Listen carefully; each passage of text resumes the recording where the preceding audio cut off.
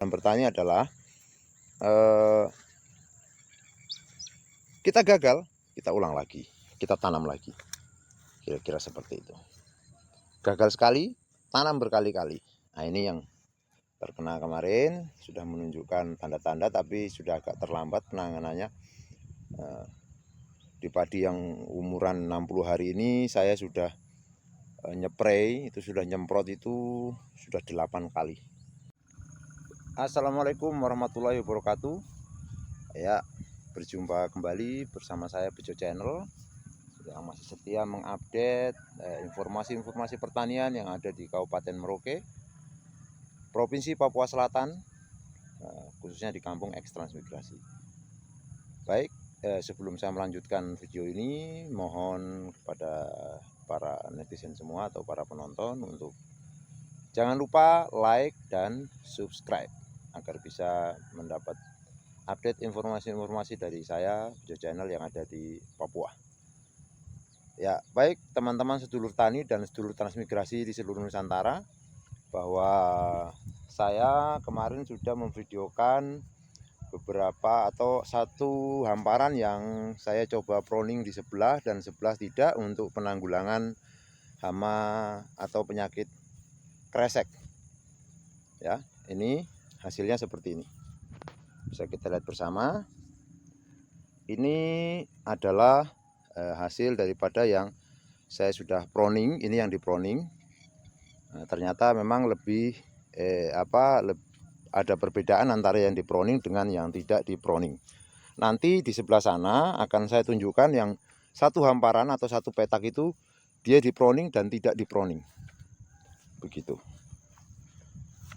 Ya. Nah, ini yang di pruning, dia sudah mulai menunjukkan gelagat baiknya. Kemarin sudah setelah di pruning saya spray dengan pupuk dan fungisida. Ini botol-botol fungisidanya, ada hajar, ada K3-nya, kemudian ada itu fungisida juga. Memang penggunaan fungisida ekstra untuk pada saat ini. Ini tanaman umur kisaran 60 hari. Saya sudah melakukan penyemprotan sekitar 8 kali. 8 kali penyemprotan. Jadi sangat-sangat luar biasa dan ekstra sekali perawatannya. Maka memang kami semua lagi dihadapkan dengan situasi yang sungguh ekstrim kalau menurut saya, karena memang sangat sulit untuk ini. Contohnya ini sudah mulai keluar dampak-dampaknya untuk situasi yang kena penyakit kemarin. Jadi yang di pruning dia lebih cepat dibanding yang tidak di pruning. Ini yang kemarin kayaknya lebih sudah mendekati warna kemerahan, sekarang sudah tinggal kuning-kuning segar. Nah, ini adalah varietas Impari 50. Impari 50 ini varietas Impari yang tergolong tahan hama. Nah, ini contoh yang terkena di daerah rawa yang memang terkena penyakit merah dan sulit untuk dikendalikan karena airnya tidak bisa dibuang. Nah, ini dan memang tidak bisa berkembang sama sekali. Ini yang di atas, daerah atas, genengan.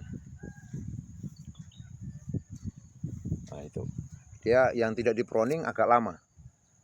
Nah, saya tunjukkan, saya coba zoom yang tidak di pruning. Nah, untuk yang kena penyakit ternyata memang agak lama itu pemulihannya. Tapi yang di pruning dia cukup lama, cukup cepat. Nah, ini botol-botol fungisida yang saya pakai untuk penanggulangan hama atau penyakit kresek itu. Di sini kami memang sangat lagi dihadapkan dengan beberapa kendala. Yang pertama adalah ketika tanaman itu sehat, kemudian sempat berbuah dan panen, dia terjadi rebah karena curah hujan yang tinggi dan pola tanam yang memang kita hanya pakai itu pola tanam tabela. Nah, ini yang di proning. Nah, ini dia kuningnya sudah mendekati hijau, tapi ini sudah terlambat karena padi sudah bunting, ya, sudah bunting dan sudah mulai menunjukkan gejala-gejala dia mau jebol atau keluar malai. Nah, ini yang terkena merah di tengah seperti itu. Ini juga, nah itu sana, nah sana lagi. Nah, ini yang sudah mulai mau panen, dia dihadapkan dengan rebah, padi itu rubuh. Nah, jadi kalau yang sehat itu dia masalahnya adalah rubuh. Nah, ada jenis-jenis padi yang memang tahan rebah, itu pun tidak semuanya tahan rebah. Jadi memang bertani untuk kami di Papua ini sangat-sangat memerlukan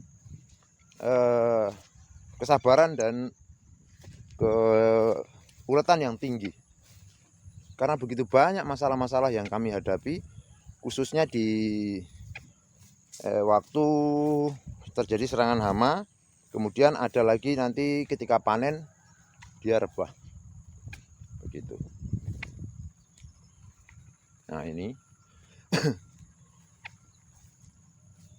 ini kemarin memang saya pupuk hanya sekali, karena memang katanya menurut saran beberapa teman-teman yang berkomentar di video saya yang lalu, untuk coba tidak menggunakan pupuk urea berlebihan. Ini saya pupuk dengan urea 25 kilo, luasan lahan setengah hektar. Saya pupuk dengan 50 kilo urea dan Ponska 100 kilo. Gitu. Nah, ini yang kemarin saya spilkan bahwa ini kemarin jebol, sekarang sudah mulai kuning, dan ada juga masalahnya yaitu seperti ini, bulir hampa. Ini, ya, dia tidak jebol kemudian putih. Kalau kita bilang di sini itu potong leher, batas leher ke atas itu hangus. Ini varietas Ciherang. Begitu. Jadi ya begitulah, setiap pekerjaan pasti ada risikonya, dan bertani pun seperti itu. Nah, kalau saya punya prinsip dalam bertani adalah kita gagal, kita ulang lagi, kita tanam lagi, kira-kira seperti itu. Gagal sekali, tanam berkali-kali. Nah, ini yang terkena kemarin sudah menunjukkan tanda-tanda, tapi sudah agak terlambat penanganannya. Di padi yang umuran 60 hari ini saya sudah nyepray, itu sudah nyemprot itu sudah 8 kali. Jadi ini padi hidup berdasarkan insek, begitu, bukan berdasarkan dia hidup secara alami dan bisa berkembang yang baik. Gitu. Nah, ini masalahnya mulai timbul. Ini padi sudah mulai rebah, dan ini ketika nanti ada hujan deras dia akan rubuh. Begitu. Ini sepanjang ke sana sudah mulai rubuh. Ini ke sana rubuh. Ya, kira begitu. Dan rata-rata yang panen sekarang itu hasilnya kurang. Tidak seperti panen di musim yang lalu. Ini kan sudah termasuk dalam panen rendengan, gaduan, atau panen musim tanam kedua, yang hasilnya agak kurang, nggak seperti waktu tanam rendengan kemarin. Maka kadang-kadang kita juga perlu mencermati situasi situasional yang seperti ini. Kita sendiri tidak bisa memprediksi bahwa ini akan baik dan tidak baik, karena memang kita tahunya hanya menanam, merawat, dan memanen, insya Allah kalau memang diberi panen yang baik oleh Allah Subhanahu wa Ta'ala. Nah, teman-teman sedulur tani seluruh Nusantara, ya, kita di Merauke ini menjadi prioritas dalam program strategis nasional, yaitu program ketahanan pangan. Tetapi kalau lihat situasional yang seperti ini, bahwa kita akan kesulitan dalam mensukseskan program tersebut. Pemerintah dengan mencanangkan program Brigade Pangan yang hanya memprioritaskan di bidang membentuk kelompok-kelompok dan membinanya, kemudian mengaturnya dalam penanaman padi tersebut. Tapi kayaknya program itu belum berjalan dengan baik karena masih awal-awal dan tahap sosialisasi. Begitu kira-kira. Ya, teman-teman semua, teman-teman sedulur tani dan sedulur transmigrasi di seluruh Nusantara, demikian video saya kali ini yang minta disepilkan bahwa yang perbedaan antara diproning dan tidak diproning seperti apa, yang terkena hama atau terkena penyakit sudah saya videokan. Selamat menikmati, silakan menyimpulkan dan jangan lupa nanti ditulis dalam kolom komentar tanggapannya seperti apa. Saya tunggu. Saya Bejo Channel dari Merauke, Papua Selatan, Kampung Muramsari, Distrik Semangga. Salam Tani Jaya, salam transmigrasi Jaya. Wassalamualaikum warahmatullahi wabarakatuh.